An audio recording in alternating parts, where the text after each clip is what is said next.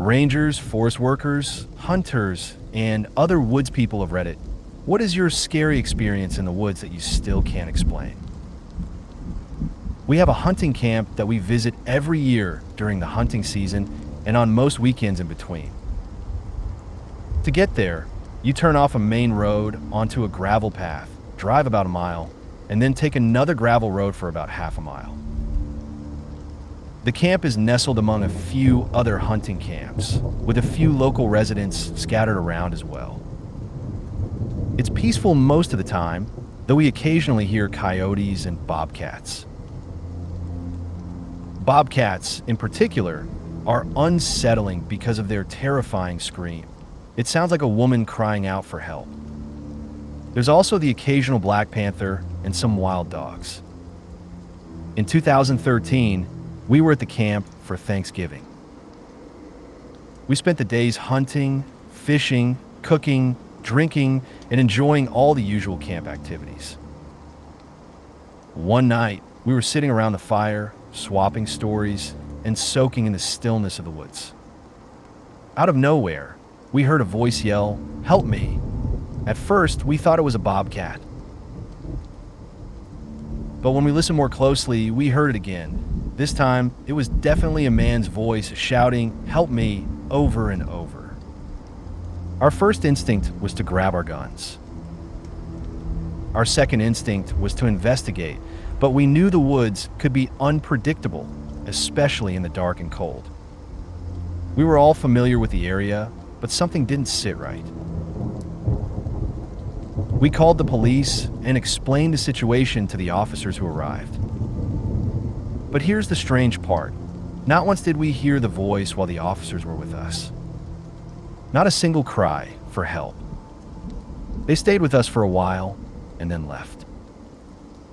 As soon as they drove off, we heard it again, the man's voice repeating, "Help me." About half an hour later, the officers returned, and once again, there was complete silence. No cries, no screams. At that point, we all agreed it was best to head inside and call a night. We never found out what happened. It left us unsettled, and honestly, I've only been back to the camp once since then. The whole experience really shook me up. Having lived in the Smoky Mountains most of my life, being surrounded by woods is just a natural part of things. One night, around 1 a.m., I was sitting on my porch enjoying a beer. If you're not familiar with this area in the summertime, nature is anything but quiet. It's a constant hum of cicadas, the deep croaking of frogs, a real wall of white noise. But as I was sitting there, I suddenly realized that everything in the woods had gone completely silent. That's something you really notice when you live here because it almost never happens. Then, from maybe 30 or 40 meters away, I heard the most terrifying sound I've ever encountered. It was a loud, shrieking scream, the kind that literally makes your blood run cold, a high-pitched, shrill sound. It didn't sound human. I know it wasn't a mountain lion. I've heard them before, and they're quite rare in my part of the Smokies. I stood up, audibly said, "Nope," and went straight back inside. That was the only time anything like that has ever happened. I still live in the same house and still enjoy the same beer on the same porch. Having lived in the high desert for most of my life, at a significant elevation of 6,000 feet, I'm used to the vast emptiness. One day, I was riding my horse alone in the absolute middle of nowhere in the Badlands. It's a stark landscape out there. No trees, barely any brush. So sounds travel for miles, and there's nowhere to hide for long. Suddenly, my horse's ears shot forward, alert. A prickling sensation ran across my skin, the feeling of being intensely watched. My normally calm gelding began to panic, his breathing becoming rapid.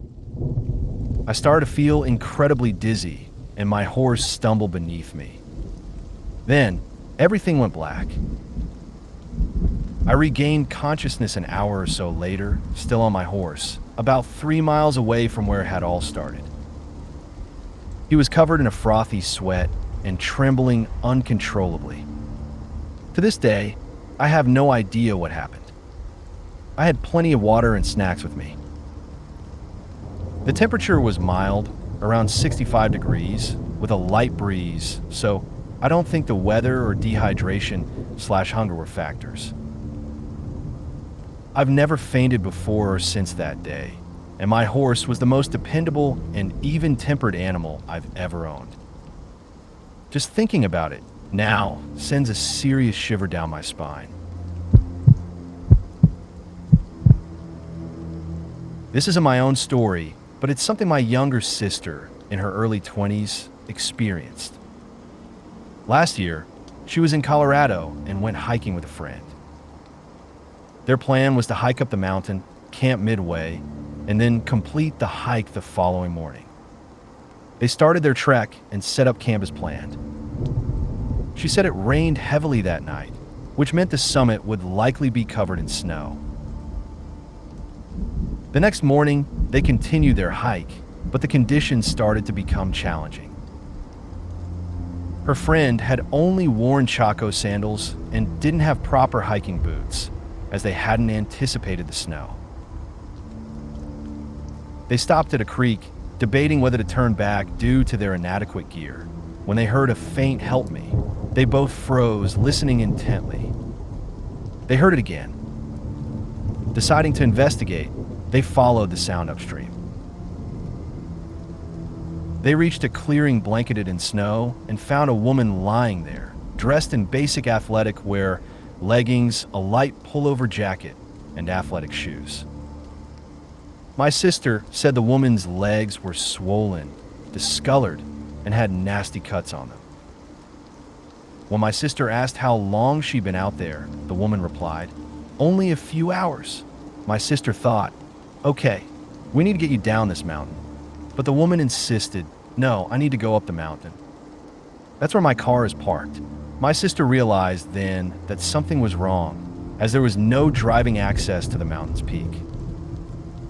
Despite the woman's insistence, they managed to help her down the mountain. My sister kept remarking on how confused the woman seemed. Once they reached the bottom, they found the woman's car. My sister hadn't been able to get cell service to call 911 during any of this. Anyway, my sister told the woman she was going to drive her to the hospital, but the woman was adamant that she just wanted to go back to her bed and breakfast. So, my sister drove her there in the woman's car. At the bed and breakfast, the woman thanked them and went inside. My sister immediately spoke to the owners, urging them to call for a medic, explaining that the woman was severely confused and not acting normally. They called for help, and the woman was transported to a hospital. It turned out she was from Chicago, had low blood pressure, and it was her very first time hiking a mountain, and she had been alone. She had passed out during her hike, and then it had snowed on her. She was hypothermic and had lost track of time, thinking she'd only been out for a few hours when in reality, she'd been out overnight in the dark, cold, and completely alone. I can't even imagine the terror she must have felt. Thankfully, my sister went to see her at the hospital, and the woman thanked her for saving her life. They still keep in touch occasionally. My friend and I were on a hiking trip in the woods. He had stayed back at our campsite while I walked about half a mile away to check on something. All at once, it was as if someone had flipped a switch and the entire forest fell silent. There was no wind rustling the leaves, no birds chirping, nothing. Just the most unsettling, profound silence I have ever experienced. After a few long minutes, the normal sounds of the forest abruptly returned. Thinking I might have had some kind of brief seizure or temporary hearing loss, I hurried back to camp. When I arrived, I found my friend standing there with a bewildered and slightly scared expression on his face. I must have looked equally perplexed because he immediately asked if I had heard the silence. We stood there, trying to find a rational explanation, but the idea of absolute silence descending so suddenly over the woods seemed impossible, and even more so that we had both experienced it simultaneously. This isn't my story, but it's one my dad often tells. When he was in his 20s, he and my mom were staying in a small, isolated cabin nestled in the woods of Colorado. It was pretty remote. The nearest other cabin was about a mile away, and a campground was maybe 3 miles down the valley. Late one afternoon, he went out by himself to fish in a nearby river. As the daylight began to fade, he decided it was time to pack up and head back to the cabin for dinner. While walking through the quiet woods, a sudden, unsettling feeling washed over him. The distinct sense that he was being watched, though he couldn't see anyone or anything around him. He continued walking a little faster now, and then he heard a sharp snap of a twig breaking behind him. He stopped, quickly turning to scan the trees for the source of the sound, but there was nothing. A knot of nervousness tightened in his stomach. He started walking again, his pace quickening, and then it happened again. Another stick cracked behind him. He whirled around, his eyes searching the deepening shadows, but still nothing. This happened 3 or 4 times in total. Each time he stopped to listen and look, the woods fell into complete silence, with no other movement to be seen. By the time he finally reached the safety of the cabin, it was almost completely dark. He never figured out what had been following him through the woods that evening, but whatever it was, it left him alone after that. His best guess, though it always gave him the creeps to think about, was that it had been a mountain lion stalking him. It was a really unsettling experience for him. Deep in the Maine backwoods on a hiking and camping trip, our trail intersected an old, overgrown logging road. Consulting my topo map, I noticed the logging road seemed to lead to a secluded pond. We decided to follow it, eventually reaching the pond and finding a small clearing, a perfect, isolated spot to set up camp. We turned in shortly after sunset, around 8:30 p.m. I woke up abruptly around 1:30 a.m. to a chorus of distant but powerful noises emanating from all directions around us. They seemed to come from up the logging road in both directions, across the still water of the pond, and deep within the surrounding woods. The sounds were deep and bass-heavy, like groans and hoots, occasionally rising to higher-pitched notes. Having spent most of my adult life in the wilderness, encountering nearly all the larger mammals of the Northeast, I can say with certainty that I had never heard anything like these sounds before. I've never heard them since that night either. That eerie, resonant sound is something I will never forget. Driving from Tucson to Denver in the dead of night, fatigue finally caught up to me. I decided to pull off the Tulane blacktop. It happened to be old Highway 666, which I later learned was renamed due to constant sign theft.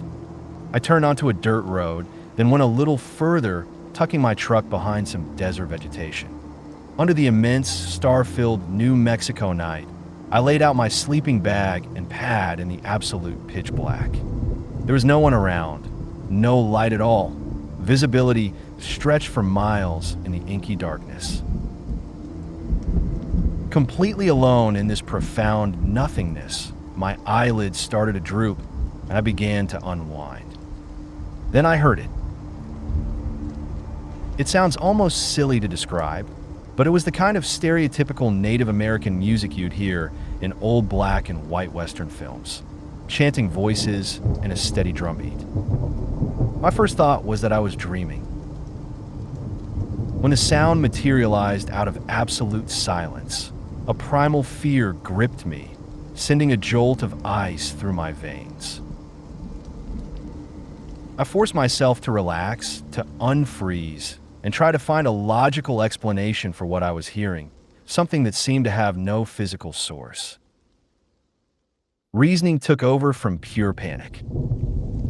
I considered that I might have inadvertently driven onto a reservation. Perhaps the music was coming from behind a hill I hadn't seen in the darkness. I got out of my sleeping bag and scanned the horizon, but I couldn't see anything at all. The volume of the music seemed to ebb and flow, and it didn't appear to be coming from any specific direction. I was utterly clueless. I looked for any signs of other people, but found none. Exhausted from hours of driving, I crawled back into my sleeping bag. The chanting and drumming continued throughout the night. Logically, I told myself it had to be a group of people I hadn't seen, but I had looked, and there were no other accompanying noises. No talking, no sounds of stopping vehicles, nothing but that persistent drum and the Hayaya H-I-ya chant. What had initially been terrifying eventually became almost calming, and I ended up sleeping soundly. Later, I learned that that particular stretch of road had a grim reputation, apparently living up to its former 666 moniker, with a high incidence of accidents and bad occurrences. This didn't happen to me, but a friend shared this unsettling story. He and a buddy went to hike a trail just outside our town, up in the heavily wooded area of northern Washington state. When they arrived at the trailhead, there was only one other car parked there.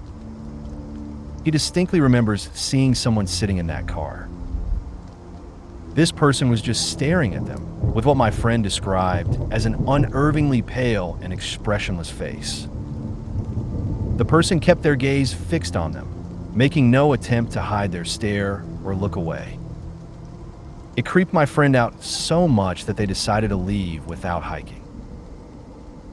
In the following week or two, news broke that a couple of hikers and a park ranger had been found dead in that same area.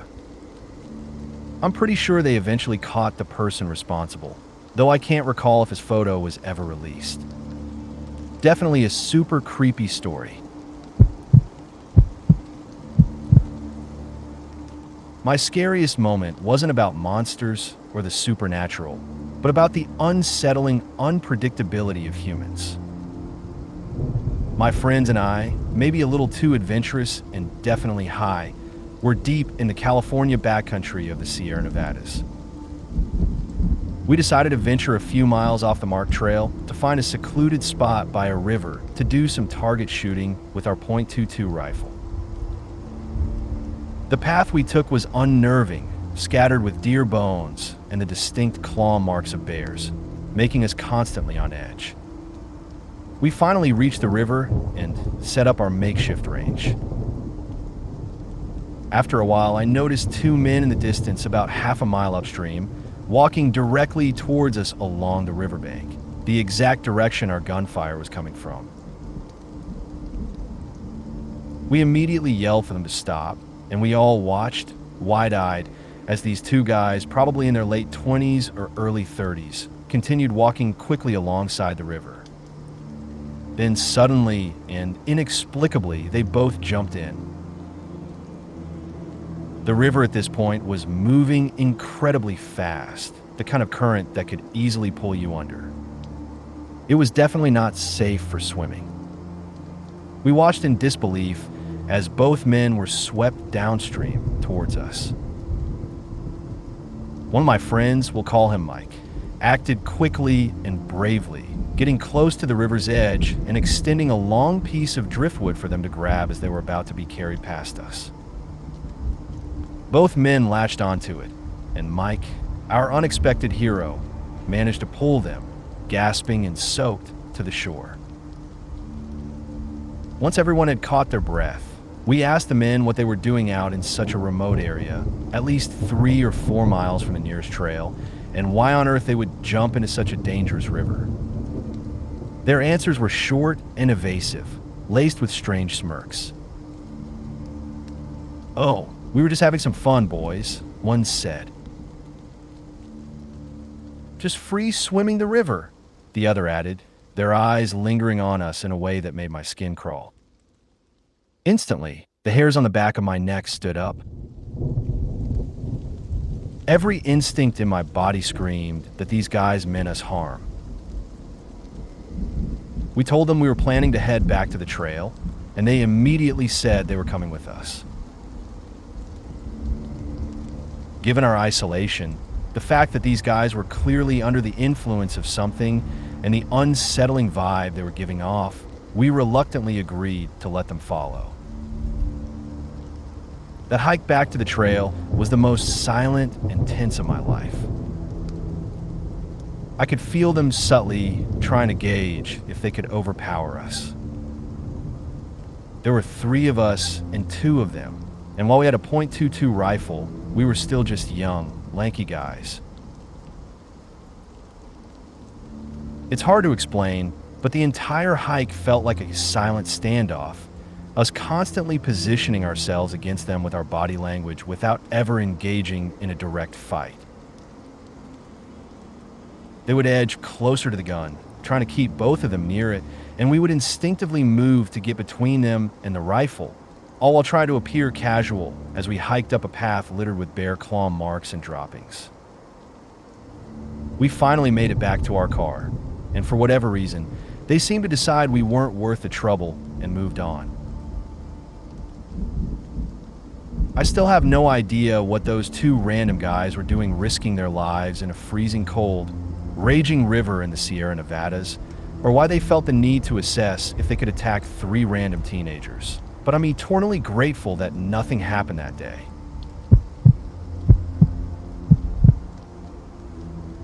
Two close friends of mine work as wildland firefighters, and summers in Washington state are typically intense for them. This particular year, a crew of about 10 of them was working deep within the Cascades, miles and miles into the wilderness, digging fire lines. We're talking about being 60 miles away from any sign of civilization, truly the middle of nowhere. As they were hiking through a dense section of forest, they came to a sudden clearing. In that clearing were 2 Black Hawk helicopters that had clearly just landed and around 7 fully armed military personnel.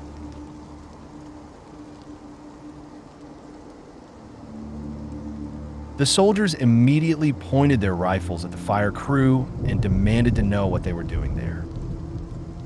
My friend explained that they were there to dig fire lines as part of their scheduled work assignment.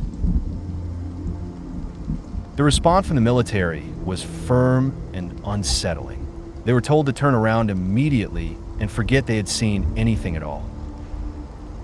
My friend protested, explaining that this was government work, their job, and they were supposed to be there. The military guy simply repeated, "Not today. You're done. Get out of here now." It was something straight out of a movie, like that scene in Chronicle. I've never been so intensely curious about what in the world was going on way out there. This past summer, while working as a student forester, I had a somewhat unsettling experience. The forest I was assigned to was about 20 kilometers from the nearest town, which had a population of around 1,200 people. Our workday typically started early, with us heading out into the forest around 7 a.m. One morning, we were about 12 kilometers up one of the forest roads, driving slowly around a bend, when we saw something that I initially mistook for a strange bush or a statue. But as we got closer, we realized it was a person just sitting on a carved-out stump on the side of the road.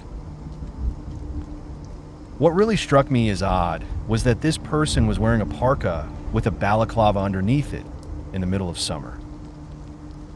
We drove past them very slowly, and as we did, they slowly lifted a hand to wave.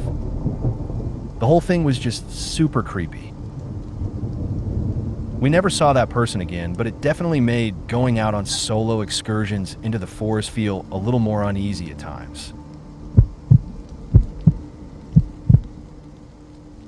When I was 6, my babysitter, a kind middle-aged woman, and her equally nice husband were like a second family. My twin brother and I spent every summer at their house, playing with their two grandchildren, another brother and sister close to our age. It was my absolute happy place. This lady had the best movie collection for a 6-year-old. It was there I first saw The Last Unicorn, The Little Mermaid, The Great Mouse Detective, The Land Before Time, and The Brave Little Toaster. And her husband? A phenomenal cook by a kid's standards. Every day was chicken nugget and pizza day. They had kid-sized four-wheelers, a pool, and a huge playhouse and jungle gym in their backyard. Plus, they put on the most incredible 4th of July fireworks show in the county for years. 6-year-old me was the happiest girl on the planet. They were also some of the wealthiest people in our area. Neither of them worked, and I had no idea where their money came from, but honestly, I didn't care. One day, midsummer, the two boys were being typical rambunctious kids, and a little girl, and I thought they were being mean. Looking back, they probably just wanted to play war or something, while we wanted to play wedding. You know, kid stuff. Anyway, we were sad and refused to play with them. Instead, we decided to pick some pretty white flowers growing at the edge of the woods. We thought it was baby's breath, but it was actually poison hemlock. Kids, right? So, there we were, walking along the edge of this dense forest in the middle of rural southern Ohio. Banjo country, as they called it. This was 1990, so stranger danger wasn't really on our radar way out in the countryside. The adults worried about animals sometimes. The next county over had bears and mountain lions, but us 6-year-olds were fearless. We ended up wandering onto the neighbor's property, picking these innocent-looking but deadly flowers when we spotted a break in the tree lane. It was an old, well-worn path leading into the woods. For whatever reason, pure childish curiosity, I guess, she and I ditched our flowers and ventured down the path to see where it went. The path itself was unremarkable, just well-trodden but unmaintained, with tree roots snaking across it in places. We came to a small bridge at one point, which confused us both because we'd been told there were no creeks in our area. Yet, here was a bridge. It didn't look particularly old either. But the creek bed underneath was bone dry. Weird. We kept going because, well, why not, I suppose. I'm not sure how far we walked beyond the bridge, but we eventually reached a clearing with stones scattered all around it in a circle. The clearing was large enough that there was a gap in the trees, letting sunlight stream in. And in the center of the circle was a massive, stone-walled well. It was so big it had stairs built into the walls in a huge spiral. My little friend was mesmerized by it. She found a rock and tossed it in. We never heard it hit the bottom. While she was searching for more rocks, I was poking around in the brush by the bigger stones and actually looked at them closely. These weren't normal stones. Nope.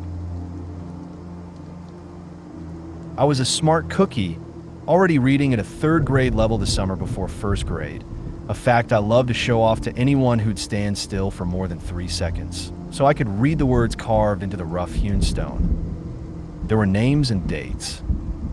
We were in a graveyard. In the middle of the woods, far away from any adults. I remember getting a shiver of realization. Moments later, my little friend got really quiet and nudged me. She pointed to the edge of the clearing on the other side of the well. Thankfully, not the side we had entered on. My little heart would have probably exploded. She was pointing at a dark shape standing just inside the woods, facing us. We both stood up very slowly and stared at this dark shape. At some point, The little girl took my hand and tried to pull me away, but I couldn't move. The fear was paralyzing. It didn't move until the clouds drifted over the sun and our bright, inviting clearing became slightly shadowy. Then the shape moved. It was an adult-sized thing wearing long, dark robes with a hood obscuring its face. We were stupid kids, but we weren't that stupid. We both turned tail and ran as fast as our little legs could carry us. My friend was faster than me because I was a bit of a chunker, a kid who loved reading, movies, and pizza, tends to be overweight, who knew? So she made it to the bridge first. I wasn't far behind her, though. I looked back after we crossed the bridge, and that figure was standing at the edge of the bridge. Just standing there. I screamed, wet myself, and kept running. I tripped over a tree root on the path, tearing my pants and scraping my knee badly. I scrambled up and kept running. We burst out of the trees like our hair was on fire, screaming and crying, and made a beeline for the girl's grandparents' house. Her grandfather was in the backyard planting something and came running when he heard us. We were absolutely hysterical, and nothing could calm us down. We spent hours sobbing while the grandma and grandpa bathed us, put us in clean clothes, and tried to soothe us. The more they insisted there was no one in the woods, the more frantic we became. It took both of us months before we'd even venture onto the back deck again. Everyone was convinced we'd made up the story with our overactive imaginations, but the adults humored us. The other kids, not so much. The next summer, we were forced into the backyard for the annual 4th of July party. Tons of kids were there. They all knew our story, and one of the teenage boys, a self-proclaimed badass, called bullshit. He bullied us for hours until we finally told him where the path in the woods was. And then he made us go with him. Cue another incident of me wetting my pants. Yay! To my utter relief, when we got to where she and I remembered the path being, there was nothing. No path. Just a very dense patch of hemlock. He tried to wade through it and ended up covered in chiggers from neck to foot. And he got into a ton of trouble for dragging his kids down there once we got back. So she and I were relieved not to go back, but from then on, all those kids thought we were stone cold liars. Fast forward 15 years later, 16 years after all this happened, my mom mentioned that the grandpa had passed away a few months prior while I was away at school. I was 22 at that point and had mostly forgotten the events in the woods. I expressed my condolences and asked what had happened. I mean, this guy had been a friend of my mom's for over 20 years. My mom started being evasive, so I got curious and pressed her. She said he had hung himself in their garage. Wow, okay. That sucked. And then she told me the bad part. His granddaughter, my little friend, was the one who found his body. All around him were notebooks filled with crazy person writings that he had amassed over a very long time, some dating back to the early 70s apparently, detailing his dealings with demons and spirits and other insane things. He had left notes for all of his loved ones. The note for his granddaughter was an apology for not protecting her from the demon at the well. And the note for his wife was an apology for leaving her, as it was the only way to protect her and the other people he loved. It seemed the explanation for their wealth was deals struck with these demons. After a few decades of these deals, they had started coming to collect on the debts the old man owed, and what they wanted was for him to kill his family as payment, so he killed himself instead. It was the craziest thing I had ever heard, but it suddenly made a terrifying kind of sense. Everyone had written the guy off as having serious mental health issues. They threw the journals away, buried him, and moved on. No investigations. Nothing. I can rationalize everything we saw and experienced as some kind of weird psychological reaction to picking hemlock. But that wouldn't explain how both of us had the exact same delusion. I know what I saw was real. I might not remember all the details nearly 30 years later, but I remember the fear. And I still have a scar on my knee that has never faded. I'm not afraid of the woods or the dark or anything. But I have a very healthy respect for the dead, and I don't fuck with demon shit. In the immortal words of Ducky, nope, nope, nope. I once spent a few nights camping in a lean-to shelter. It was a tight fit, nestled right beneath a precarious-looking dead branch, a real widowmaker. I'd made a comfortable bed of fragrant pine needles and drifted off to sleep.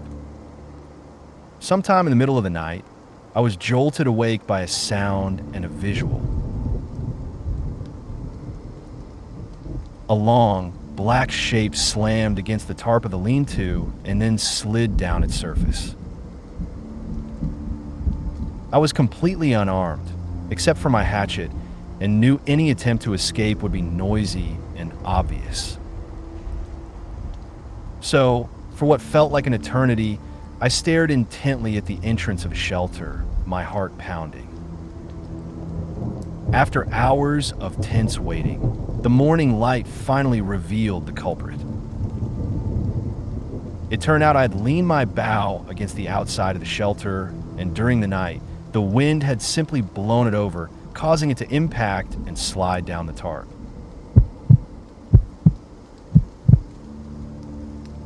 While hiking with my cousins in the Guatemalan wilderness, we stumbled upon an enormous area of recently burnt forest. Intrigued, we ventured into the charred landscape, but initially didn't find anything out of the ordinary. That was until we came across a completely burnt-out car.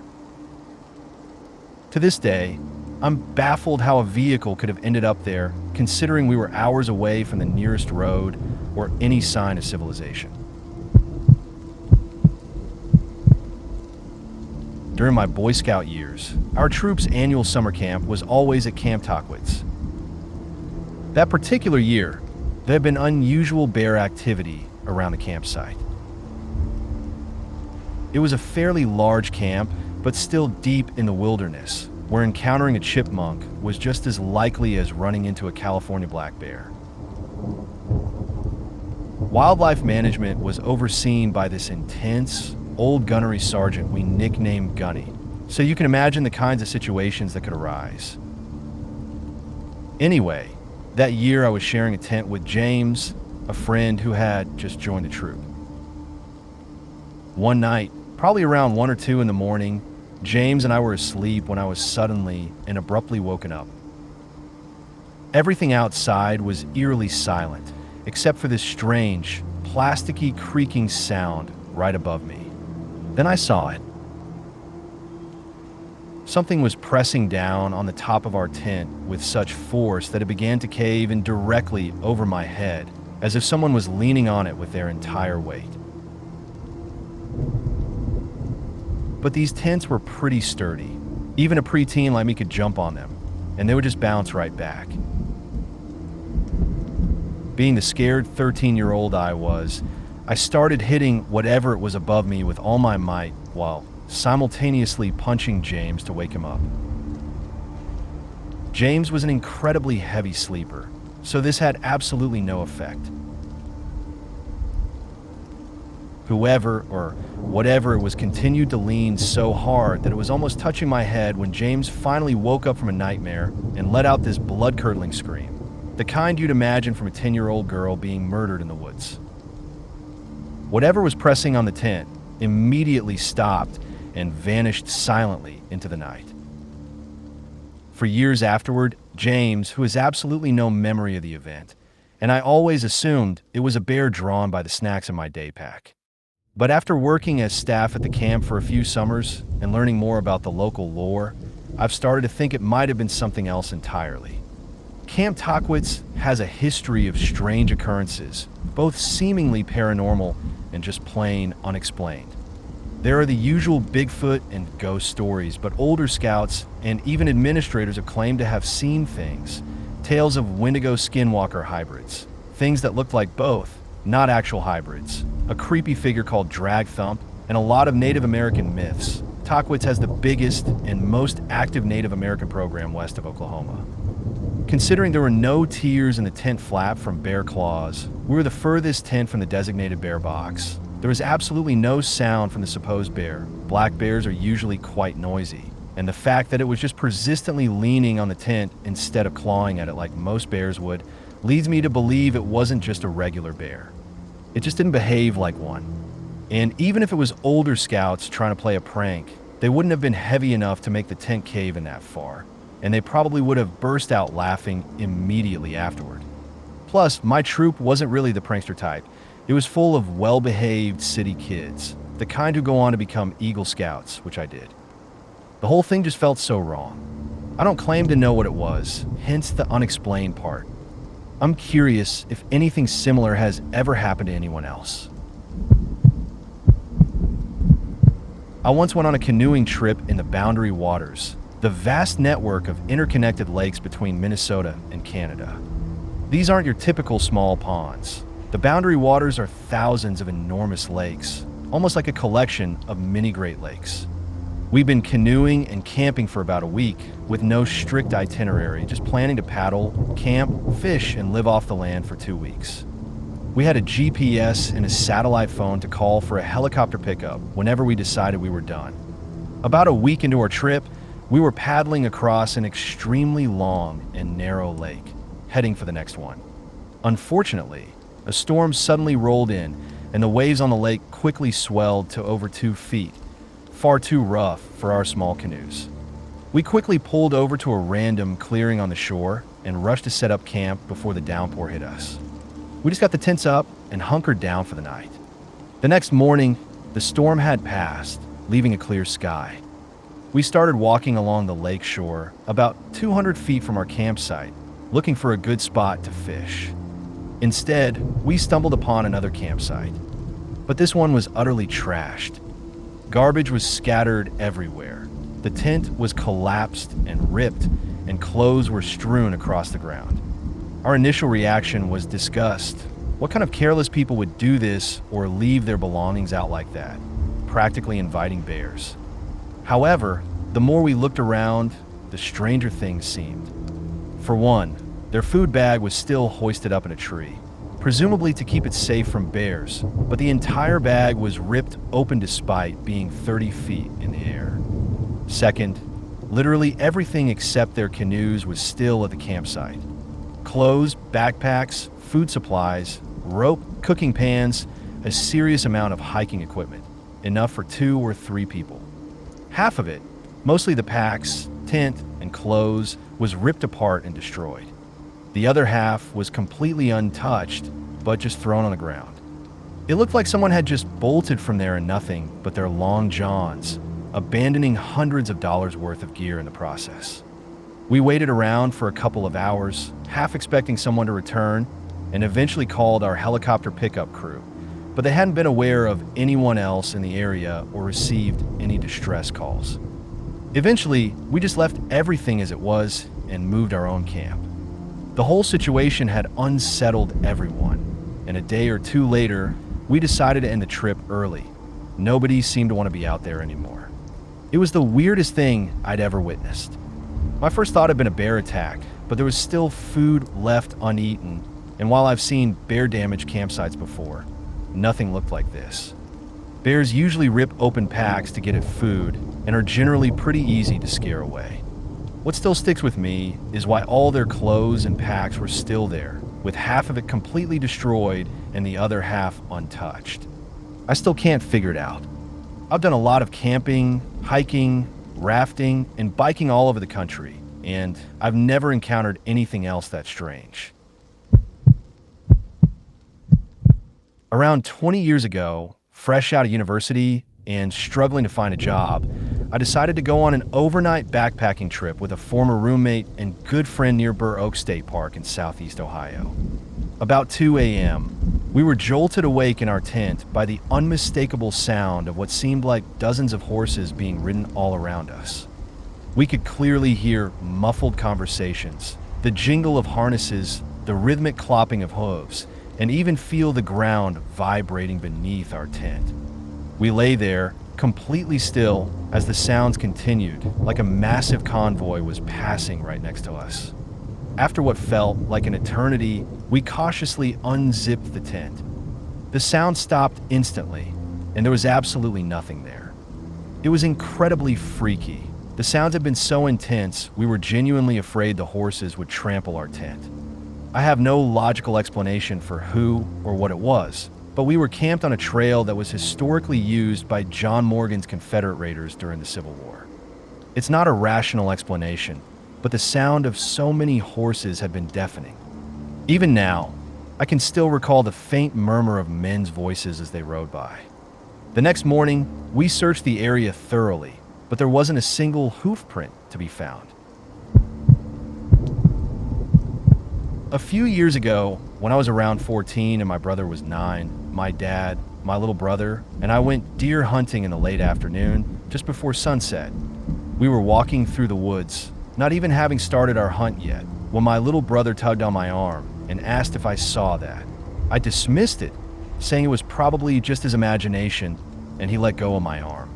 A few minutes later, I realized I couldn't hear his footsteps behind us anymore. I turned around and he was gone. I quickly alerted my dad, and we searched for him for at least half an hour. Then, out of nowhere, he walked back towards us, covered in mud as if he'd fallen somewhere. I anxiously asked where he'd gone, but he just stared at me, saying he couldn't remember anything and thought he had never left our side. He acted completely normal afterward, as if nothing had happened. I don't know if it sounds particularly scary to anyone else, but it shook my entire family, including me, quite a bit. Edit, to answer some of your questions, several of you have asked if he could tell or show me where he had been, and the answer is no. As I said, though I hadn't specified clearly my mistake, he told me he couldn't remember a single thing. Not what happened, not why he was covered in mud, not why he had walked away in the first place, and not even that he had walked away at all. The only thing he could recall was walking a few steps away from us after seeing a doe behind him, and that was it. He genuinely didn't remember leaving our side and acted like no time had passed.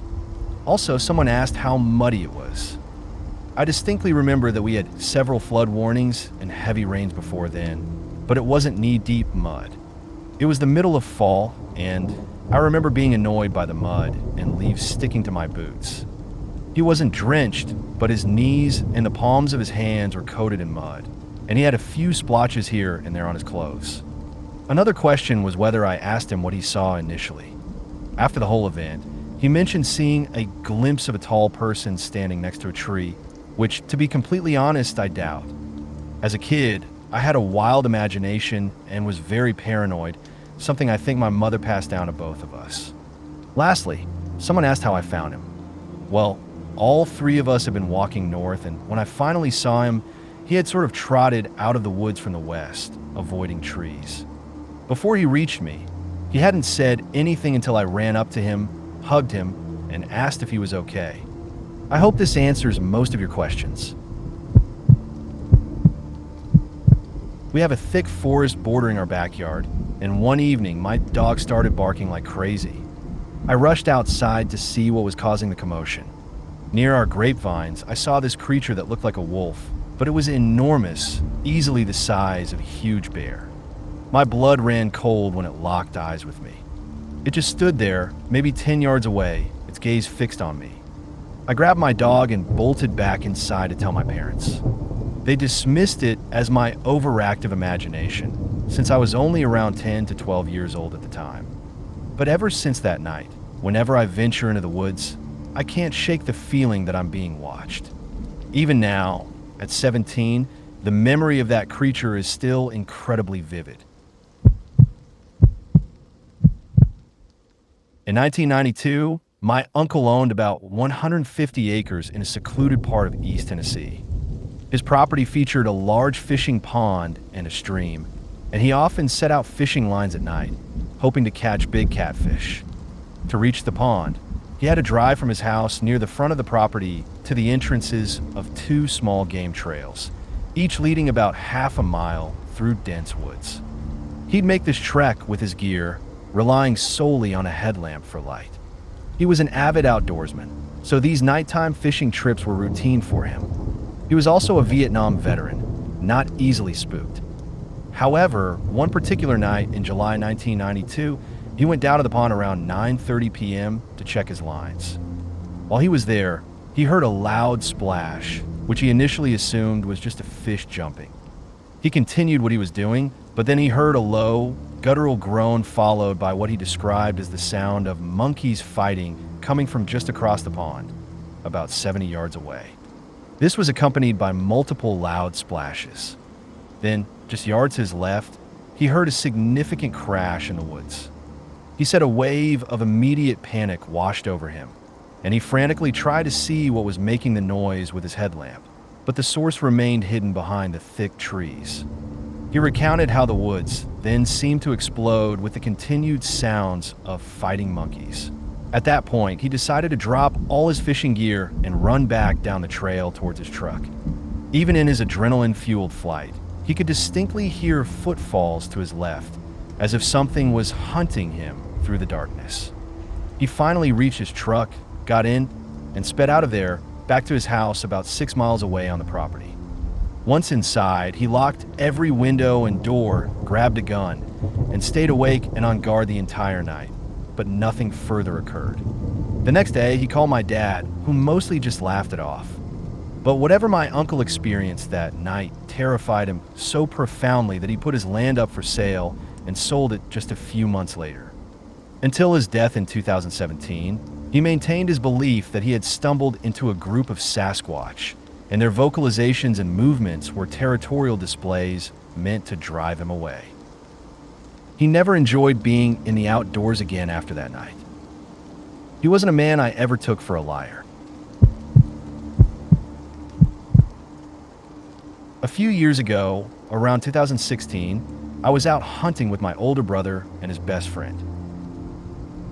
We'd been walking along a trail for a good 5 kilometers at least. On one side, the trail dropped off sharply to a river, and on the other, a steep uphill slope led into a vast pine forest. It was around 1 a.m., and we were quietly talking when a truly horrific noise tore through the silence. We all froze, exchanging wide-eyed glances that said everything. What was that? We knew the sound had come from up in the pine forest. Where we were, there weren't any large predators or anything we should typically be scared of. So we shouldered our rifles and headed uphill to find out what had made that sound. I really wish we hadn't. We reached a small clearing where the trees began to thin, and my brother flicked on a spotlight. It was a powerful beam with excellent range. Far ahead of us, at the edge of another tree line further up the hill, stood the strangest figure I've ever seen. It had the general shape of a wolf, but was just off. It was standing still, looking directly at us, pacing slowly from side to side. My brother's friend and I had our rifles trained on it, trying to get a better look. We couldn't rule out the possibility of it being a lost hunting dog, so against my gut feeling, we started moving towards it. As we got closer, it became increasingly clear that this thing was watching us very intently. The closer we got, the more we realized this was definitely not a hunter's dog. It was big, really big. And the way it moved, its entire demeanor, was just deeply unsettling. We kept 2 rifles focused on it, and one pointed in the opposite direction, slowly made our way back down the hill, and haven't been back there since. We don't really talk about it much either, as we still don't know what we saw, and people usually dismiss it as bullshit because, like I said, there aren't really any large predators where we live. It doesn't make them any less terrifying, though. Whether it's a cougar, a bear, a moose, or even some strange person, once you figure out what it is, it's not like you could just breathe a sigh of relief. The scariest moment for me, to date, was when a grizzly bear started circling our camp at dusk, about 20 meters away. I rushed my family into the car as quickly as we could, but honestly, if the bear had attacked, we wouldn't have been fast enough. I still regret it. I feel like I failed as a parent because we were just lucky nothing bad happened. I can't shake the image of its green eyes swaying in the beam of my headlamp. And as we were driving away, it actually charged at our vehicle for a moment. It was terrifying. Edit: the closest I've come to something truly inexplicable happened when I was hiking through some trail-less black spruce up north in the fall. Out of nowhere, I was hit with a stench I'd never encountered before. It was so strong that it literally stopped me in my tracks. Some primal instinct told me it was a bull moose, and sure enough, just a few meters later, I came to a clearing and saw a massive bull. It was rutting season, so I didn't waste any time getting the hell out of there. Myso and I were off-roading in the Cibola National Forest when we came across a few spots along the trail where the trees opened up, offering a view over a cliff. At one of these turns, we both saw something strange in the air. It wasn't really in the sky. It was too close for that. I could actually see parts of the mountain behind it. The thing did this odd, almost mechanical motion, like a loading bar lighting up from back to front in a flash of white, and then it just vanished. I still have no idea what we saw. We both clearly saw it. It had a broad, flat back and tapered to a point at the front, which curved down. The whole thing was just unsettling, and the drive out was nerve-wracking because the road was too narrow to turn around on, and there were more openings like that ahead. There was no missing time or anything really out of the ordinary, but it was a solid minute before either of us said anything. I didn't go back to that spot for months. I was honestly too shaken to, but I have since, and I've never seen anything like it again. I was hiking part of the North Country Trail north of Grand Rapids, Michigan, and we ended up covering about 25 miles in a single day. By the time we reached camp, I was in a ton of pain. I hadn't hiked in almost a year, so pushing myself that hard was a mistake. I was starting to feel sick and couldn't get warm no matter how many layers I put on. I barely ate and just went straight to bed. I woke up in the early morning to the sound of slow, heavy footsteps walking around our camp. They were heavy and lumbering, so I immediately knew it was a bear. I didn't dare move and try to control my breathing as much as I could to stay quiet. After about 20 minutes, the footsteps started moving away and I finally passed back out. When I woke up, I noticed the brush around camp was disturbed and one of my friends had also woken up. She had heard the same thing, but wasn't experienced with hiking and didn't know what it was, so she was pretty spooked when I told her what had happened. We packed up and got out of there as fast as we could. I grew up on the Hopi/Navajo reservation. One morning, my mom and I were feeding the horses before I had to go to school. It was still almost completely dark out when we heard this low, dim humming sound. The horses started acting really nervous, ours included, sweating, pacing, nostrils flared, eyes wide open, just all around spooked. We fed them quickly, then walked out of the barn trying to figure out what was going on. As we scanned the horizon for anything unusual, squinting as best as we could in the dim light, We looked up and saw something that stopped us in our tracks. There, right above us, was a black triangular shape hovering in the air. It was nearly silent, and it was positioned directly above us, so you couldn't see it unless you looked straight up. It felt so close that I thought I could reach out and touch it. It was huge, like a long, smooth black triangle. Looking back, it was actually pretty impressive and strangely beautiful. My mom immediately grabbed me and ran back into the shed. This was before cell phones were common, so she just held me tight and whispered for me to stay silent. We waited what felt like forever, though it was probably only 2 or 3 minutes, while the horses paced back and forth inside the shed. Finally, they started calming down and eating again. My mom cautiously went outside to check, but the object was gone. The rest of the day, we both felt like we had the flu. I stayed home from school. We never told my dad about it. I think it might have been some kind of military aircraft, since there were quiet, secret military setups around the reservation, but who knows? I live in southern Spain, near an ancient forest called Los Alcornicales, which is home to rare trees that are nearly extinct, only growing here and in a couple of other places.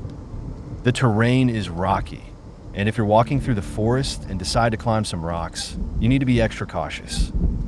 There are often caves or hollow spaces beneath the rocks, and it's easy to fall if you're not careful. My father and his friends usually go hiking on Thursdays, hoping to avoid crowds. Sometimes they'll run into a shepherd or a forest worker, but it's mostly quiet. One Thursday, they decided to climb a large rocky hill. My Uncle Frank remembered that when he was young, he had slept in a small cave during a hunting trip after getting lost, and he wanted to find that same cave again. After a few hours of searching, they found it. It was covered in moss and grime, but it was definitely the same cave. One of my father's friends, John, was in great shape and decided to explore deeper into the cave. The others stayed outside and waited. Suddenly, they heard John screaming for my father. He rushed in and turned on his flashlight. Inside the cave was a strange, old shrine. Candles, 2 apples, bones, pieces of coal and ashes scattered on the ground, a pair of gloves, a pot, a pan, and more. Everything looked ancient and covered in dust, clearly untouched for a long time. My father went over to the shrine and noticed a small bowl. When he looked inside, he saw what appeared to be human teeth. They quickly gathered their things and left the cave, heading out of there as fast as they could. My father refuses to hike in that area anymore, and now they hike on the other side of the hill, avoiding that part of the forest altogether. The whole experience was unsettling, and I've never heard of anything like it before. I don't know much about voodoo or any similar rituals, but my father said the shrine had the eerie feel of some kind of voodoo altar. If anyone knows anything about rituals like this, I'd really appreciate any insight. I started lurking on Reddit a couple of months ago, and I finally found a thread I wanted to comment on. I come from a big country family. We live on a farm, raise our own food, take care of our meat animals, and hunt and process our own game. My dad's first cousin is even a licensed taxidermist, so hunting is a big part of our lives. For a little more context, on the homestead I grew up on and still live on, it's my parents, my pop's first cousin and his wife, me, my 4 sisters, and my 4 female second cousins. So that's 4 adults and 9 kids. Sometimes my pop's brother comes to stay with us too, especially when hunting season starts. One year, during deer season, my pops, his brother, Uncle K, and the cousin we live with, Uncle V, were gearing up for a hunting trip. A few of us kids decided to tag along. Me, 12, my sister S, 15, and my cousin A, 14. We went deeper into the woods than we usually do, set up camp, and got settled. Important detail, while we were setting up, my pops and uncles were being quiet, doing their thing, while the 3 of us kids were talking away. My voice hadn't changed yet, and that's important. We were all chatting loudly while the adults quietly checked the survival gear and made sure the guns were clean and ready. Then, Out of nowhere, we heard rustling in the thick brush, and three creepy-looking guys appeared in the clearing. They stopped dead in their tracks, and one of them had a hand on the knife at his belt. They were clearly drunk. They kept looking back and forth between AS and my pops and uncles, like they were debating something. At that moment, my pops and uncles stood up. Here's some more backstory. Every man in my family is huge. I'm 19 now, and I'm 6 feet 5 inches, but my dad is the biggest, 6 feet 10 inches and 280 pounds. He's just a massive, intimidating guy, and so are uncles V and K.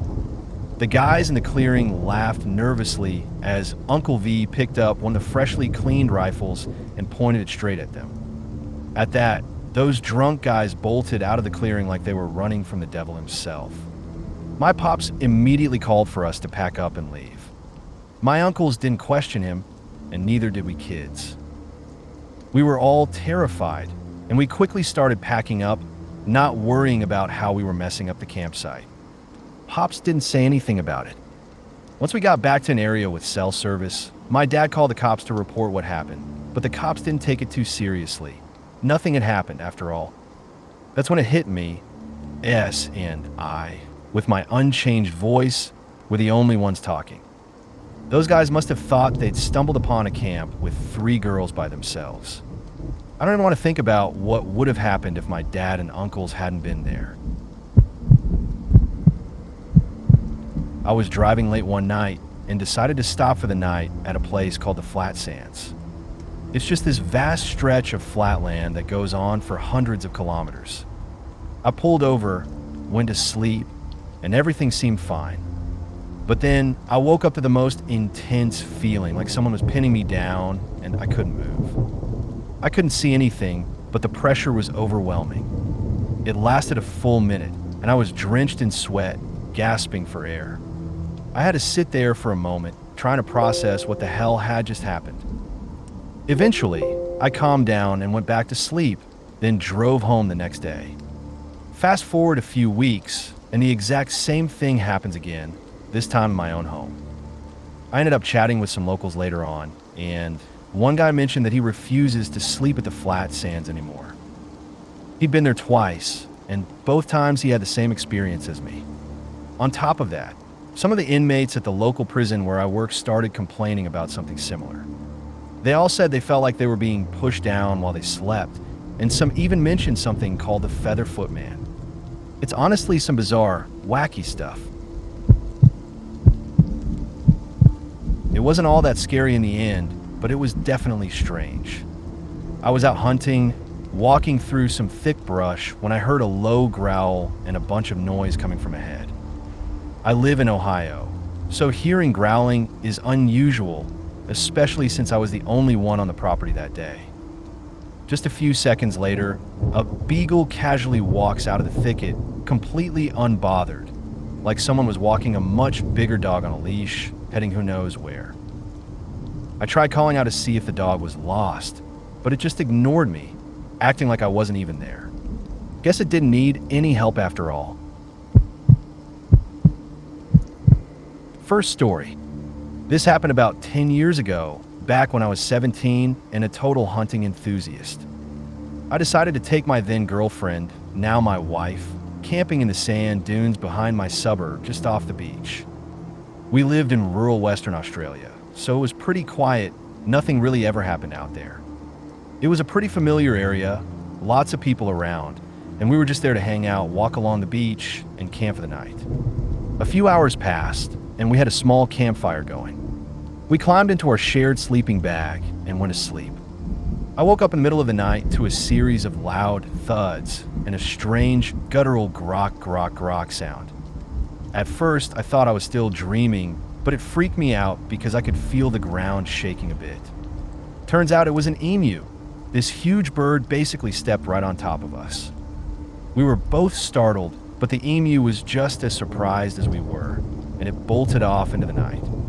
So, after we settled down again, something even stranger happened. We started hearing footsteps all around us. People walking past our camp, but we couldn't see anyone. It was quiet, except for the sound of shoes on sand. Then, They broke into a run, and we could hear them laughing, menacing laughter. We could hear them running up and down the trails, and at one point, we heard chanting. It sounded like a group of people chasing someone, and they were definitely enjoying it. The sounds of them running and chanting grew louder, so we quickly packed up.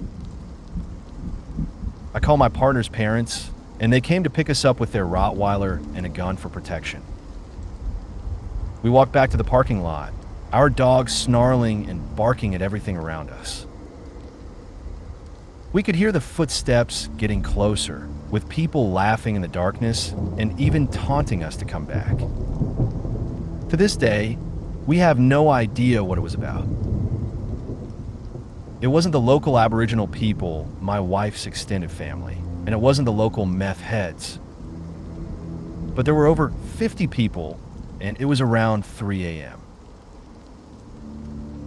We never figured out who they were or what they wanted, but it was terrifying. Second story.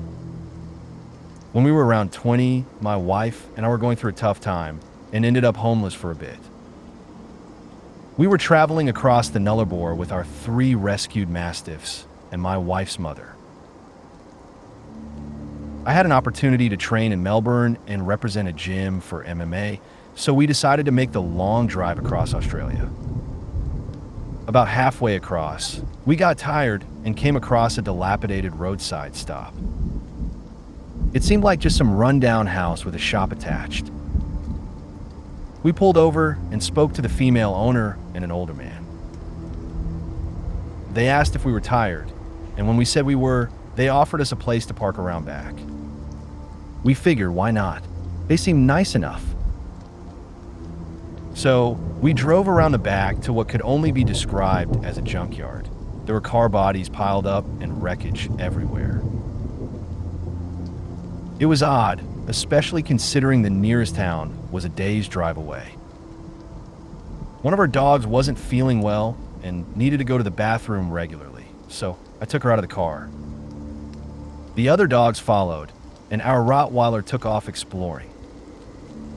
While I was tending to the other dogs, I called our big girl back, but she didn't respond. That wasn't too unusual. She was always a bit stubborn, so I went to look for her. I found her sniffing at a sleeping bag. That wasn't unusual either. The place was a mess with crap all over the place. But then I looked up and saw something that made my stomach drop. There was a huge tarp stretched between a few trees, completely covering something. Behind it, I could see several sleeping bags suspended between the trees. I counted at least 10 in total, including the big one. And that's when I noticed the swarm of flies, thick and buzzing around the area. I immediately got the dogs back in the car, and we left as quickly as we could. As we drove out, we passed the woman and the old man again. They didn't wave or smile like they had before. The charm was gone, and they were completely silent. We never reported it because we had no idea exactly where on the Nullarbor it was, and to be honest, we just wanted to forget about it. We continued heading east on the biggest road we could find. But looking back, I'm sure we dodged something serious. Some real hillbilly level stuff.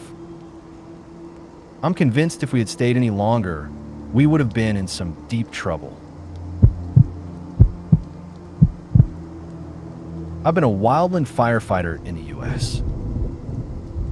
for years, battling fires all over the Northwest, the Eastern Rockies, and the Midwest forests. But the one place that truly unsettled me was in the mountains of northeastern Wyoming, just east of Yellowstone on BLM land. It wasn't the fire itself that threw me off, it was what happened after the fire. I hiked into a recently burned valley, and the place was eerie. Smoke often distorts everything, but the colors in that valley were so vivid, almost unnatural. Even though most of the valley had been touched by fire, A surprising number of trees and shrubs were completely untouched. It wasn't common, but it wasn't impossible either. From the moment I stepped into the base of the valley, something felt different.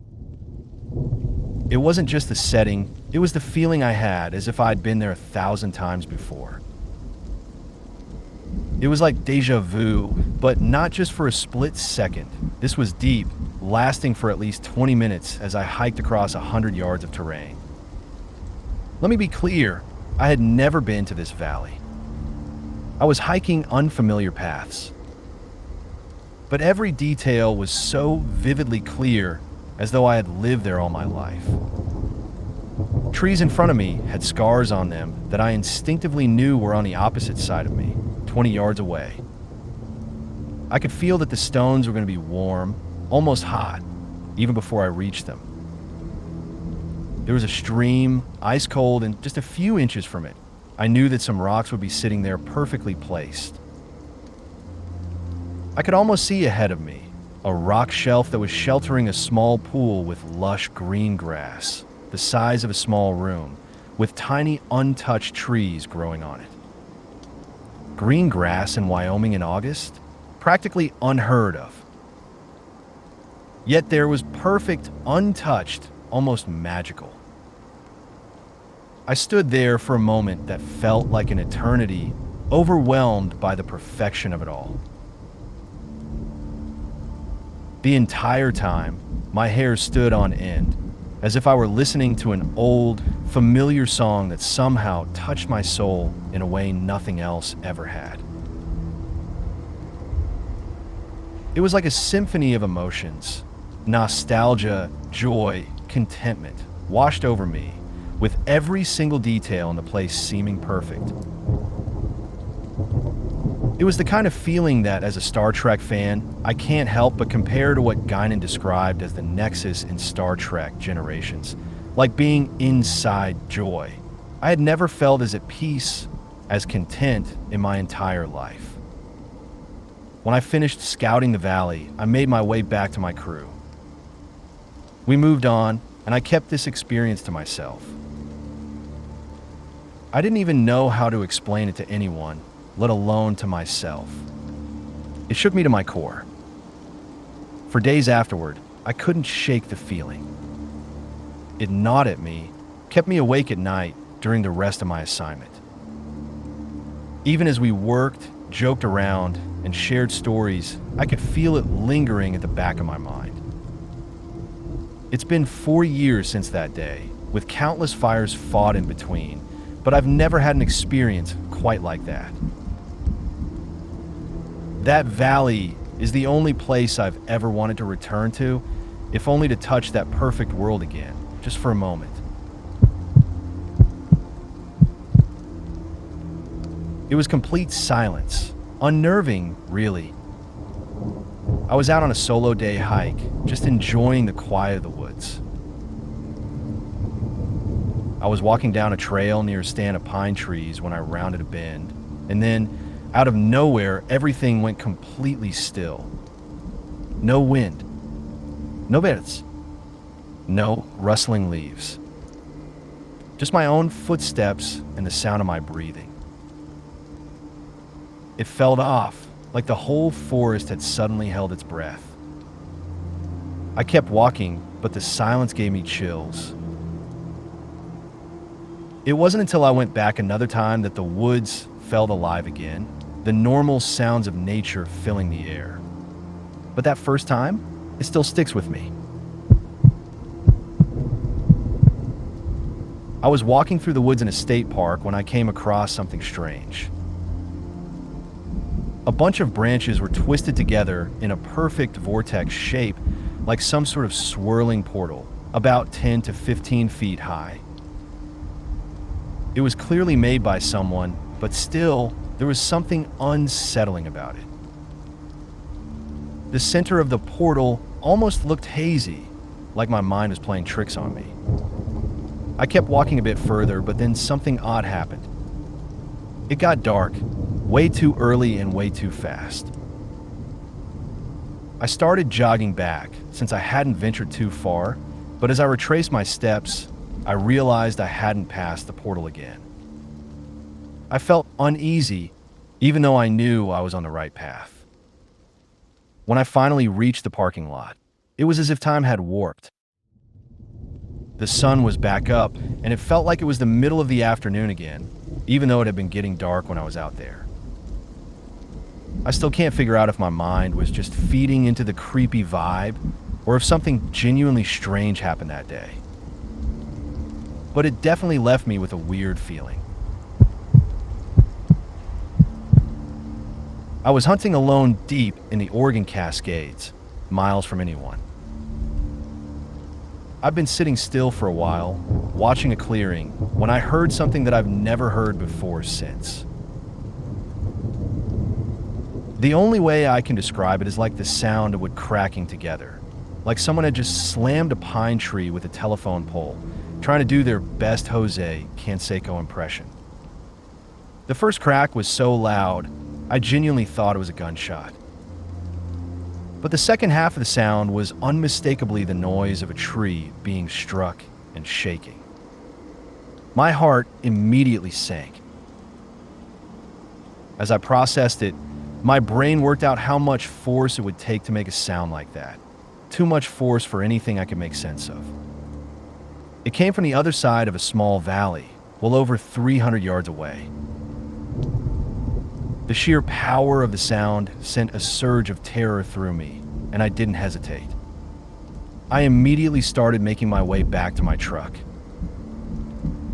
I've been hunting all my life, and I'm an avid firearm enthusiast. I'm out shooting almost every weekend. This was not gunfire. It was something else entirely. Sure, pine and cedar trees pop in the heat of the day, but this was orders of magnitude louder than anything I've ever heard from that. Whatever made that sound wasn't natural, and it definitely wasn't something I wanted to stick around to investigate. I'm a landscaper, and we manage some pretty large accounts in the woods. One day, I stepped off 100 feet or so to take a leak. As I was doing my business, I glanced up and around, and off in the distance, I saw someone in a red hoodie just staring at me from behind a tree. This land is next to a road, but it's all commercial property. No residential areas nearby, so aside from our team, there really shouldn't be anyone else out there. Especially this deep into the woods. I squinted and cocked my head, trying to make sure I was seeing what I thought I was seeing. A person in a hoodie, not something my mind had twisted into a human shape. When I moved, they moved, ducking back behind the tree. I yelled out, "Hey, what are you doing?" And that's when they took off. Here's the weird part. I'm pretty sure they didn't have pants on. They might have been flesh-colored, but I didn't think so. And they definitely weren't wearing shoes. I was pretty shaken by the whole thing, so I called my boss and told him what had happened. We all did a quick search of the area together, but we never saw anyone again. My best friend used to work as a research assistant on an owl census project in New Mexico. Her job involved hiking through remote forests for 2 weeks at a time, recording sightings of owls, listening for their calls, and noting where owl pellets were found. After those 2 weeks, she'd get a 2-week break, and then the cycle would repeat. For safety reasons, 2 research assistants were required to hike together, but the guy she was paired with was slow and out of shape, so he usually lagged behind. 1 week into a hike, she started to feel like she was being watched. She stopped in the middle of a clearing to wait for him to catch up. Not long after, he noticed something in the trees, a mountain lion, watching her. The 2 of them instinctively raised their arms and yelled at the cat until it finally backed off. What terrified her the most, though, wasn't the moment it appeared, but the realization that it had likely been following her for days, waiting for the perfect opportunity to strike when she was far enough away from her companion to be vulnerable. I went trekking alone in a national park on an island, and the trail was buzzing with the sounds of animals and insects. But as I moved further along, I reached a spot where everything suddenly went completely silent, so quiet I could hear my own breathing. At first, I didn't think much of it until I muttered to myself, "Why is it so quiet here?" That's when it hit me what was happening. I quickly got out of that area, moving away as fast as I could. I still don't know what caused it, and honestly, I'm not sure I want to find out.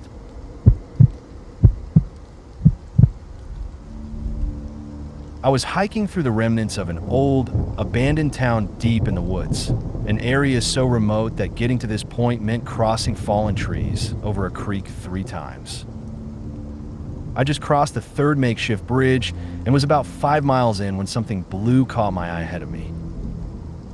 There, sitting in a tree, was a man who looked to be in his 60s, dressed in blue satin pajamas. As I got closer, I could hear him laughing, nothing maniacal, but it was enough to send a chill down my spine. He wasn't wearing shoes, and despite being in the middle of nowhere, he looked oddly well-groomed and clean. I gave him a quick nod as I passed, and he just kept laughing. But then, all of a sudden, the laughter stopped. I turned around, and he was gone. No rustling, no branches snapping, nothing. He had simply vanished. It still feels unsettling. The place I was in was already difficult to reach, very secluded, and not many people venture as deep as I did that day. I've never been able to make sense of it. My dad and I were out hunting about 3 miles from camp when we heard this deep, long growl. At first, we thought it was a bear. We made our way back to camp, and as soon as we got there, everyone started talking about hearing the same growl. It wasn't strange at first, until someone pointed out that the farthest groups of hunters were about 10 to 15 miles away from each other. No bear growl is powerful enough to carry that far. That's when it hit us how weird it actually was. A couple of years ago, I went hunting before first light, just like I've done countless times before. I climbed into my deer stand around 5 a.m. and settled in. The early morning hours are my favorite part of the day, the moment when the first light starts to break through the sky and the forest begins to stir. The nocturnal creatures retreat, and the day animals start to become active. But that morning, as the light began to appear, nothing happened. And I mean nothing. No rabbits or raccoons scurrying back to their dens. No squirrels hopping around looking for food. No deer or hogs in sight. Not even a single bird in the trees. The weather was normal, the temperature unremarkable, and the air was still. There was just absolute silence. As the minutes passed, a strange feeling began to creep in. It wasn't just the oddness of the stillness. It was a heavy, unshakable sense of dread. It wasn't like this is weird or something's off. It was more like a visceral, overwhelming feeling that something terrible was about to happen. A deep, gut-wrenching feeling that I couldn't shake. I stayed in the stand until about 8 a.m. Still early for deer hunting, but by then, I was literally trembling with fear. I couldn't take it anymore and stormed out of the woods. When I went back that afternoon, everything was back to normal. The usual sounds of the forest returned, and the place felt alive again. It was the weirdest and most uncomfortable experience I've ever had in the woods. It felt almost like a bad dream, but I know I wasn't dreaming. I haven't been afraid in the woods since I was a kid, when my dad would joke, "We're hunting. We have nothing to fear. The forest is afraid of us." Not that morning. That morning, I was scared shitless, and I still don't know why. I was 45 years old at the time. I was out riding a quad on my buddy's property one evening, probably around 8 p.m. or so. The place is big, about 50 acres, mostly open but surrounded by woods. We were taking turns doing laps around the land, just messing around. Since there's a barbed wire fence along the perimeter that's tough to see at night, I slowed down as I got close to the edge. That's when I noticed this star, super bright, way more than any of the others in the sky. I kept watching it, and it started getting even brighter, but it wasn't moving at all. Just sitting there, glowing more intensely by the second. Then, all of a sudden, it dimmed back down to normal brightness. And the moment it did, it shot across the sky like a shooting star. It seriously creeped me out. I turned around and headed straight back. I still don't know what the hell that was, but I'm pretty convinced it wasn't just a star. It felt a lot more like a UFO to me. I was walking with a couple of friends down this long, steep road that cuts through a heavily wooded area. The place has a heavy history, site of King Philip's War, old Native American burial grounds, that kind of energy. We stopped for a minute to grab drinks from our bags, and out of nowhere, the moonlight just vanished, completely swallowed up by sudden clouds that rolled in without warning. Everything went dead silent. No bugs, no wind, no leaves rustling. Just this unnatural stillness. I looked down, and right at my feet, the words "Get out" were painted in red across the pavement. As soon as I saw it, rain came pouring down out of nowhere like someone flipped a switch. We didn't hesitate, we bolted, sprinting all the way back home. And the second we got back, rain stopped. Just like that. Whatever was out there, it clearly didn't want us around.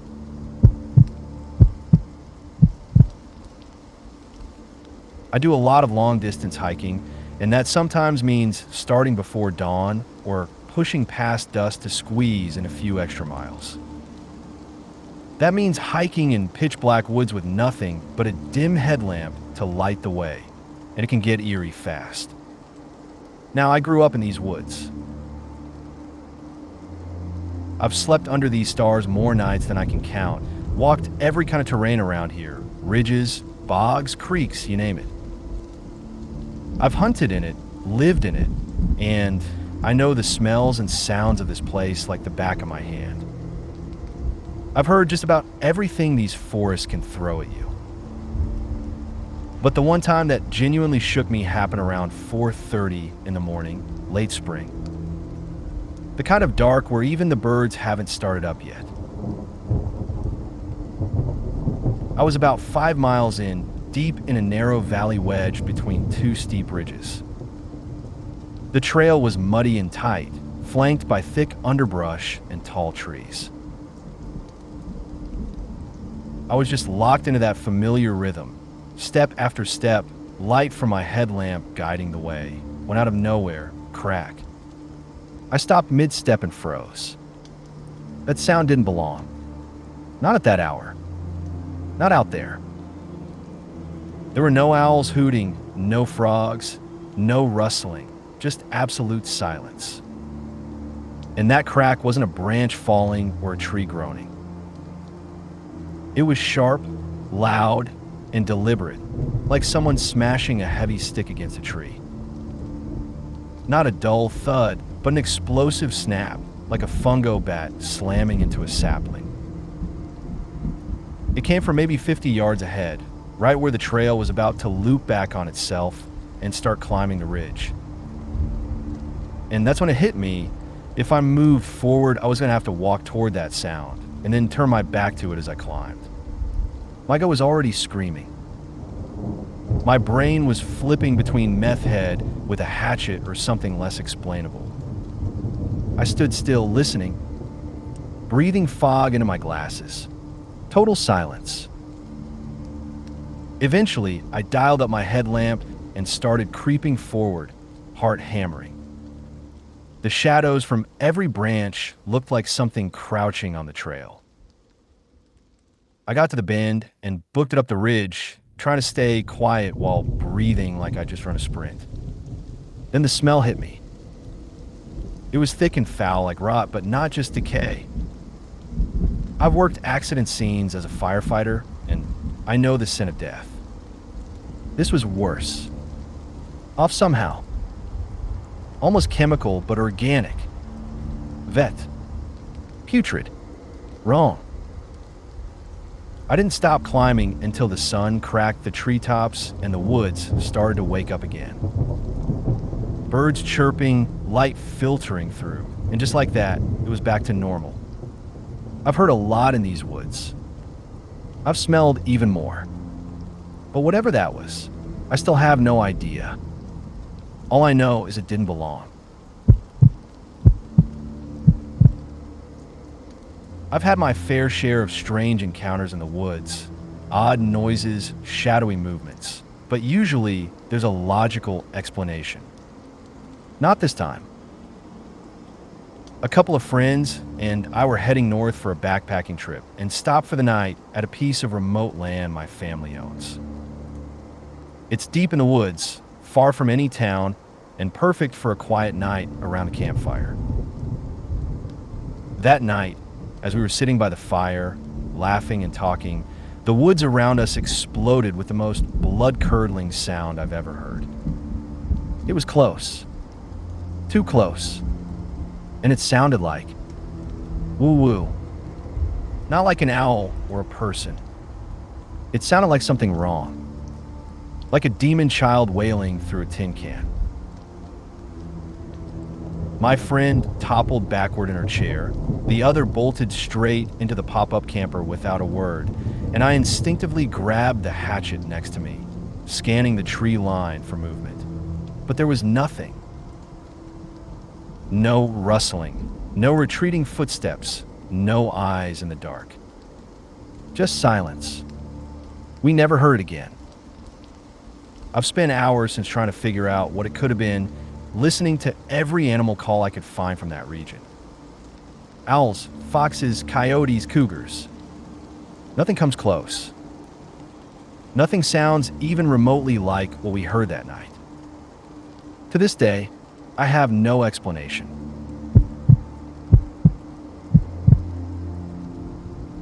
When I was around 12 or 13, I went on a camping trip with my church youth group. One of those weekend getaways where you tent with a few friends and stay up way too late pretending to sleep.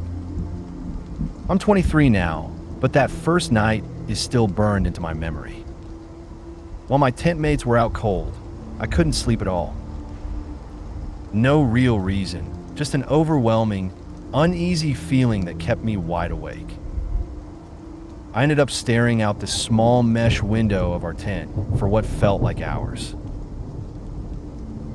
The view was limited, a gravel path leading to the camp's restroom about 15 yards away, with a single streetlight casting a dull glow beside it. Everything else was just woods. Somewhere around 1 or 2 in the morning, I noticed a faint, floating light. At first, I figured it was just someone with a headlamp.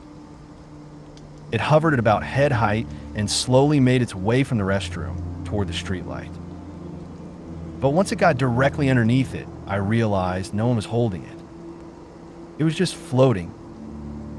A soft orb of light, gliding eerily slowly. I watched, completely frozen, as it drifted toward the tree line and vanished into the forest. The next morning, I thought I was the only one who saw it, until I mentioned it to my younger brother, who'd also been on the trip. He immediately responded that he hadn't slept either and had watched the exact same thing happen. Still no clue what it was. But we both saw it, and we've never forgotten it. Just remembered another one from around that same time. This one wasn't at work, though. It happened at home. I had just moved into a new place in a new town, and every night, right around dark, I'd hear this soft, eerie little four-note tune being whistled from somewhere near the edge of the property. Always the same notes, always the same distance away, and like clockwork, it would happen every 15 minutes or so for hours. It absolutely freaked me out. I never got brave enough to go check it out, but for months I was convinced someone was lurking in the woods doing God knows what. I actually had my phone in hand ready to call the cops more than once. Then, right before I moved out, my neighbor casually mentioned that she had a parrot who liked to sit on her shoulder and whistle while they did their evening walk around the yard. Thanks for the anxiety, Jen. Keep your cryptid-sounding bird on a leash. I was camping in northern Ontario, not far from Sudbury. Our camp was a few hours' hike from a gravel road that branched off near Tilton Lake. It was around 15 of us heading back after 2 days of camping when we came across a clearing and decided to take a break for water and to let the group catch up. As we were resting, we started hearing someone yelling. It wasn't the usual "help me," but the screams were unmistakable. Someone was shouting help. It sounded like a woman in absolute distress, screaming for her life. More than half of the group immediately formed a circle, and while many were crying in fear, a few of us grabbed our knives, started a fire, and used a satellite phone to call Sudbury police, giving them our coordinates. 2 members of the group continued down the trail to meet the officers and guide them back to the clearing, while the rest of us stayed behind, trying to calm the others. The shrieking continued for about 15 minutes, then suddenly it stopped. The silence that followed was incredibly eerie. About an hour later, 6 to 8 officers with shotguns arrived and told us to wait while they investigated. What they found was bone fragments and a lot of blood. The officers escorted us back to the highway, and later, they contacted the trip leader to inform them that the blood they tested didn't belong to a human. We did some research afterward and found an audio clip on YouTube of a deer and other similar animals making a screeching noise that sounded exactly like a woman's scream. This happens when they have a punctured lung. We all agreed that what we had heard was probably a black bear killing a deer and dragging it off, just before the officers arrived and the area got dark. It haunted me for a while, but after hearing that audio online, it was clear it was unmistakably the same sound we had heard that day in the forest. I was on a camping trip, just me and a girl I was seeing, at a completely deserted campground. Having spent most of my life immersed in hiking, camping, and growing up in the woods, I'm pretty familiar with the sounds of nature. But one night, I woke up to this bizarre whooping animal noise. It was unlike anything I had ever heard in the forest. While some people have suggested it could have been a fox or some other common animal, I swear to God, it sounded like a monkey howling, something you'd expect to hear in a jungle, not the woods of northern Pennsylvania. And it was distant, so it had this echoing reverberation that made it sound like whatever made the noise was quite large. If you made it to the end of the video, thanks for watching. Don't forget to like, subscribe, and share, and we will see you in the next video.